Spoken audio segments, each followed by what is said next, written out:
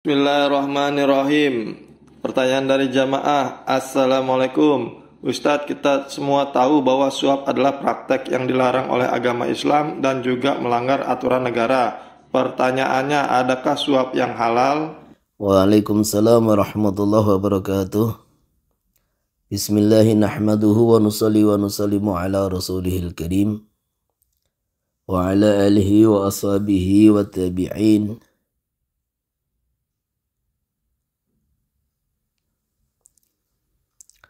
Ini sebelum kita menjawab poin yang ditanyakan, maka kita bicara dari awal dulu. Apa itu suap?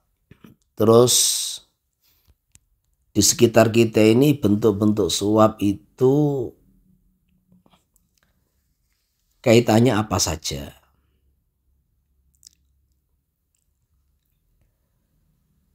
Jadi karena tanpa kita ini memahami suap yang sesungguhnya, maka ini kalau dijawab to the point itu juga nanti pemahaman jadi kurang maksimal gitu. Jadi gini ya, yang dinamakan riswah dalam bahasa Arab itu adalah menyerahkan harta atau apa yang ada nilainya begitu dengan tujuan ibtalul haqqi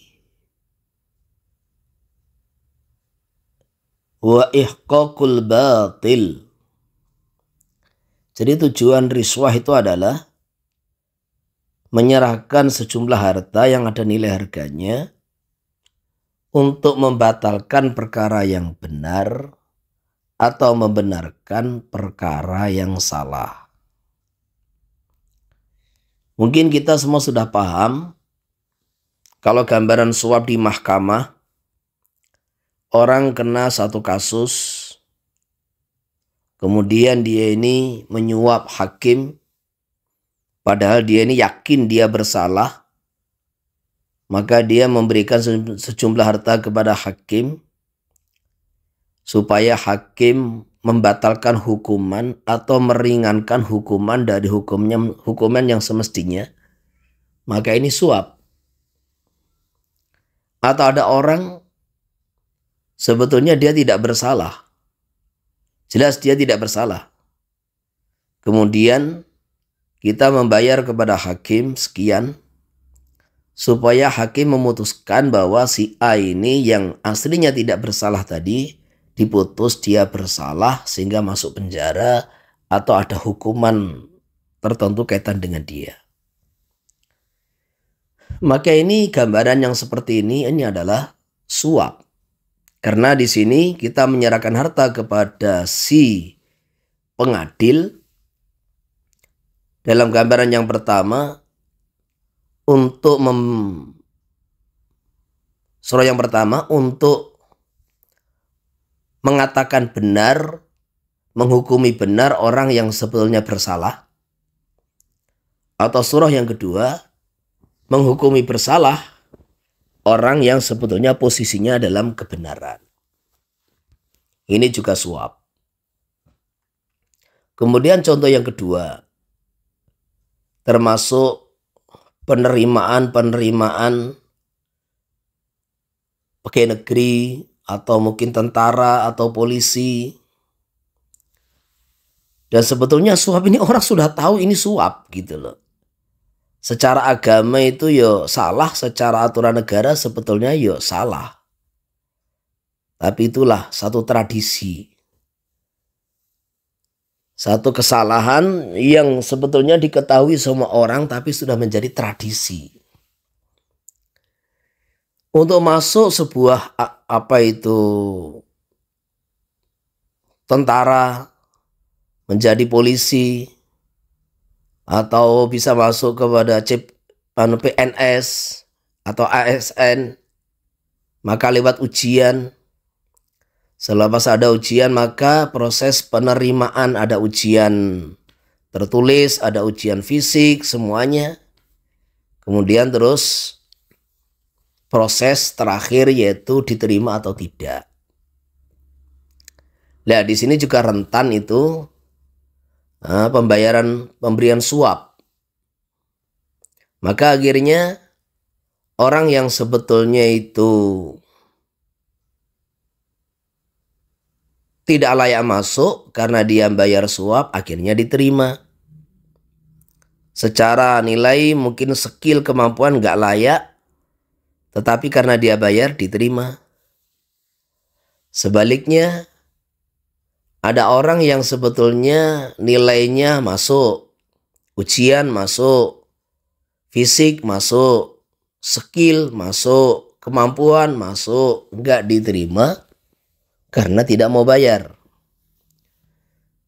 Nggak diterima karena tidak mau bayar. Maka ini juga keputusan-keputusan yang tidak benar, baik menurut aturan negara atau aturan agama. Ini hukum aslinya seperti itu. Kemudian termasuk salah satu bentuk suap, hadiah yang dilarang oleh agama karena termasuk kategori suap, yaitu apa? Seorang yang dia ini seorang qadhi atau seorang yang dia punya jabatan untuk sebagai pemutus, menerima hadiah-hadiah dari rakyatnya, yang hadiah itu tidak biasa diberikan oleh rakyat kepada dia sebelum dia punya jabatan, atau diberikan melebihi kadar biasanya. Dia biasa kasih hadiah cuma dilebihkan. Ini istilahnya dianggap itu gratifikasi, atau juga dalam bahasa kita ini juga melanggar negara, juga melanggar agama. Jadi ketika ada seorang naik jabatan yang strategis umpamanya itu, entah itu sebagai mungkin kepala wilayah yang dia punya keputusan di situ, entah itu bupati, gubernur, kapolda atau apa, terserahlah di situ itu. Ini jabatan yang strategis yang dia memutuskan. Kemudian ada beberapa rakyat. Jadi di situ itu beberapa perusahaan atau apa, ya disitulah memberikan satu bahasanya amplop. Tapi amplopnya ini bukan sedikit, isinya banyak sekali. Jadi terkadang tuh ya ratusan juta begitu. Jadi pemberian hadiah kepada seorang pejabat yang dia ini akan memberikan, punya wewenang keputusan-keputusan tertentu, yang biasanya dia tidak pernah memberikan itu hadiah-hadiah sebelum dia menjabat. Atau dia terbiasa memberikan hadiah, tapi ketika menjabat, ketika dia pelantikan itu, ketika dilantik itu, memberikan hadiah-hadiah, ataupun selepas menjabat diberikan yang melebihi kebiasaan. Ini semua, baik ini secara aturan pemerintah atau secara aturan hukum, semuanya ini suap. Kenapa? Karena nanti ketika orang itu memberikan hadiah kepada para pejabat yang dia punya wewenang sebagai pemutus, nanti akhirnya keputusan-keputusan yang dibuat dalam hal-hal tertentu pasti pertimbangan dia, umpamanya ada proyek, ada apa. Nah, ini tidak diberikan terkadang kepada orang yang ahli, yang jujur, yang mampu. Enggak, tentu akan diberikan kepada orang-orang yang dulu memberikan itu hadiah kepadanya. Nah, akhirnya apa? Akhirnya karena dia sudah memberikan hadiah itu perlu biaya, ketika ada proyek ya tahu sendirilah. bagaimana mutu proyek kan gitu kan. Jadi ini sebetulnya secara aturan negara juga aturan agama itu semua tidak membenarkan. Karena nanti akhirnya ketika ada apa saja keputusan atau kebijakan, maka kebijakan seorang pemimpin itu bukan didasarkan kepada mana yang maslahat, mana yang terbaik untuk rakyat, mana yang terbaik untuk negara, bukan. Pasti di antara kebijakan, siapa saja orang-orang yang bantu kepada saya kemarin itu, kasih uang, kasih apa. Kemudian ketika orang-orang yang ngasih hadiah itu ada pelanggaran-pelanggaran kaitan pemerintah, tentu dia akan juga dimaafkan. Ada hukum yang lebih ringan lah. Inilah kenapa hadiah-hadiah kepada para pejabat yang punya hak memutuskan, istilahnya faisalat begitu, itu dilarang. Dilarang. Karena efek daripada hadiah-hadiah gratifikasi yang diberikan itu nanti akan menjadikan itu pejabat tidak adil dalam mengambil keputusan. Maka dari tiga contoh tadi, ini sebagaimana sabda baginda Nabi Sallallahu Alaihi Wasallam, ar-rashi wal murtashi finnar. Jadi dalam suap ini kerjasama antara orang yang punya masalah dengan orang yang sebagai hakim, sebagai qadhi atau pejabat yang punya wewenang memutuskan, ini kerjasama yang batil, kerjasama yang berdosa, dan ini tergolong dosa besar begitu. Sehingga orang yang memberi berdosa, yang menerima berdosa dari kedua belah pihak. Jadi orang yang memberi dosa, yang menerima dosa, yang menyuap dosa, yang disuap dosa. Dua-duanya kalau tidak diampuni oleh Allah Subhanahu wa taala akan masuk ke dalam neraka. Ya jelas akan dihukum oleh Allah sesuai kadar dosanya. Sampai Allah Subhanahu wa taala mengampuni dia atau sampai bersih daripada dosanya. Ini sekedar mukadimah daripada praktek suap yang ada di sebagian kecil aja. Praktek suap yang ada di negara kita ini. Kemudian terus mengenai pertanyaan, ada enggak suap itu yang halal gitu? Lah, ada. Tetapi halalnya suap di sini perlu diperhatikan, itu halal hanya bagi yang memberi, tidak untuk yang menerima. Dan ini orang-orang yang tidak jeli di dalam membaca kitab, ini aneh gitu. Tapi bagi orang-orang yang sudah biasa bahsul masail, dan dia juga sudah biasa ini membahas secara mendalam mengenai suap, ini memang seperti ini keputusannya. Makanya kalau ada orang itu menganggap bahwa ada suap yang halal, terus dia pahami bahwa ini halal bagi pemberi dan penerima, dua-duanya itu halal, maka itu sebetulnya dia kurang teliti. Jadi ustadz ini kurang teliti di dalam mengkaji dan membahas. Padahal ini bagi pakar-pakar bahsul masal di pondok-pondok pesantren satu hal yang ma'ruf, sangat ma'ruf begitu. Yaitu apa? Dari ketiga contoh tadi akan kita bahas semua. Contohnya yang pertama, masalah di mahkamah. Tadi kita uraikan bahwa suap itu adalah ibtalul haqqi wa ihqaqul batil. Menyalahkan orang yang posisinya benar, menyalahkan kebenaran, atau tujuannya itu membenarkan perkara yang salah, membenarkan orang yang salah. Maka contoh suap yang halal bagaimana? Kita ada masalah di mahkamah, dan kita tahu hakimnya ini tidak jujur gitu. Kita tahu hakimnya itu tidak jujur. Nanti kalau sampai pada kita posisi benar, kita tidak bersalah, kita yakin mi'ah fil mi'ah 100% tidak bersalah. Tetapi kalau sampai kita tidak menyuap itu hakim, tidak membayar itu hakim, kita tidak membayar itu pengacara, ada pengacara yang julid juga, pengacara yang nakal juga. Kalau kita tidak membayar itu pengacara, tidak menyuap itu hakim, maka hakim akan memberikan keputusan yang tidak sesuai dengan saksi dan fakta. Dia tahu mana yang benar, mana yang salah, tapi hakim akan memutuskan keputusan ya sesuai siapa yang kasih uang. Maka dalam posisi seperti itulah, tapi kalau seandainya kita bayar kepada dia, kepada hakim, pengacara, maka dia akan memberikan keputusan yang benar. Jadi istilahnya dia mau memberikan keputusan yang benar itu sesuai dengan fakta dan saksi dan apa. Kalau ada uang masuk, kalau kita kasih uang, nah disinilah. Maka halal bagi kita menyuap hakim. Kenapa? Karena sudah keluar daripada definisi suap yang sesungguhnya. Yaitu apa? Kita kasih uang kepada hakim liihqaqil haqqi wa ibtalil batil. Jadi kita kasih suap kepada hakim untuk membenarkan siapa yang benar, untuk membenarkan kebenaran, dan untuk menyalahkan siapa yang memang benar-benar salah.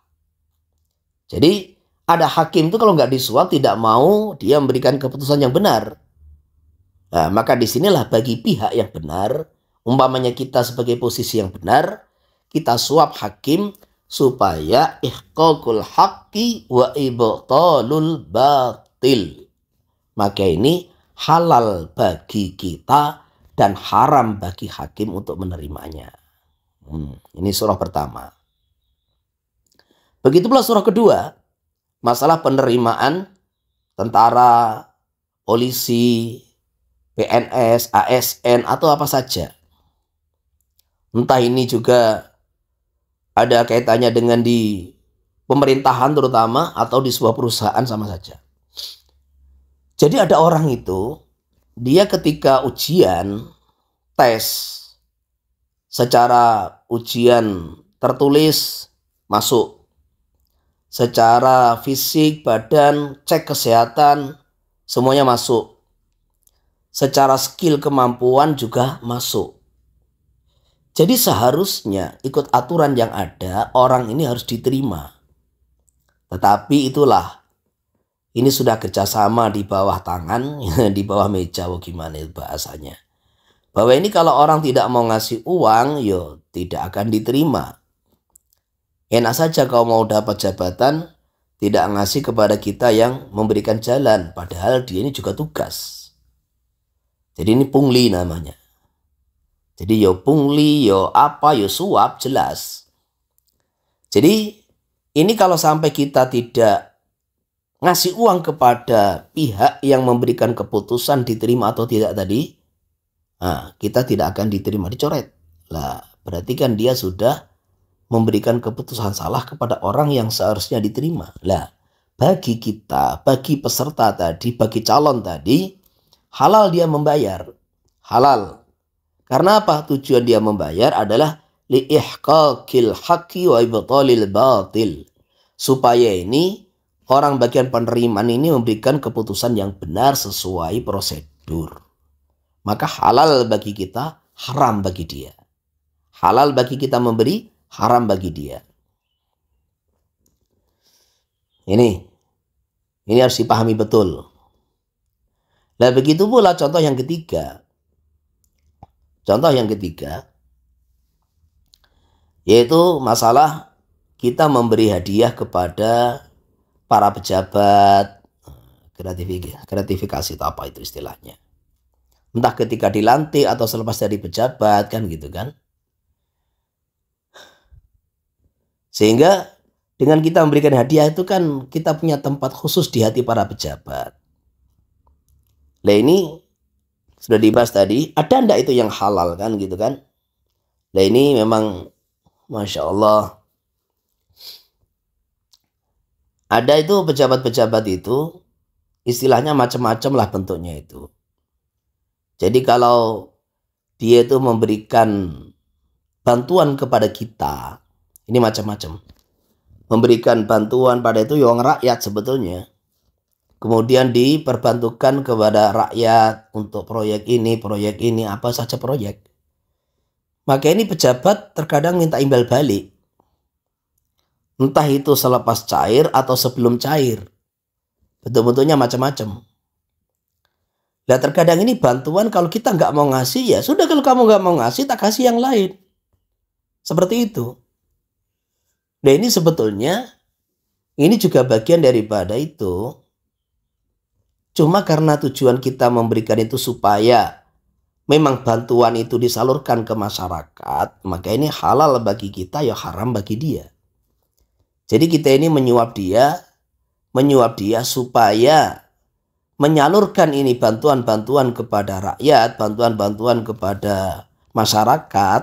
Nah, kalau tidak dikasih suap entah sebelumnya atau selepas cair, memang harus dikembalikan, harus diberi berapa persen begitu.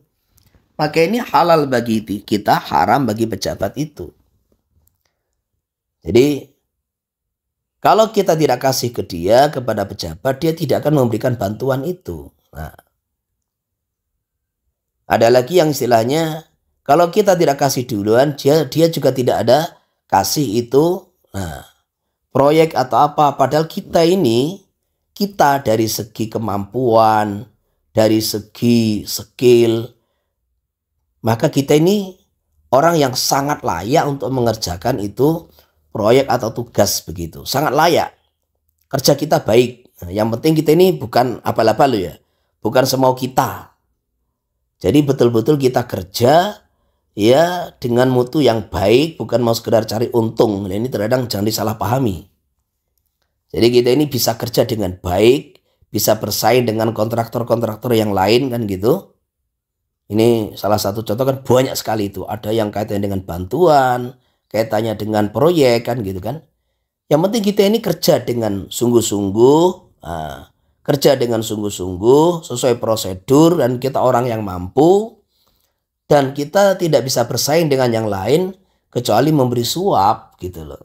Tidak bisa bersaing dengan yang lain kecuali memberi suap. Kalau tidak mau memberi, ya nggak dapat. Padahal kita kerja sesuai prosedur, maka ini halal bagi kita, haram bagi dia.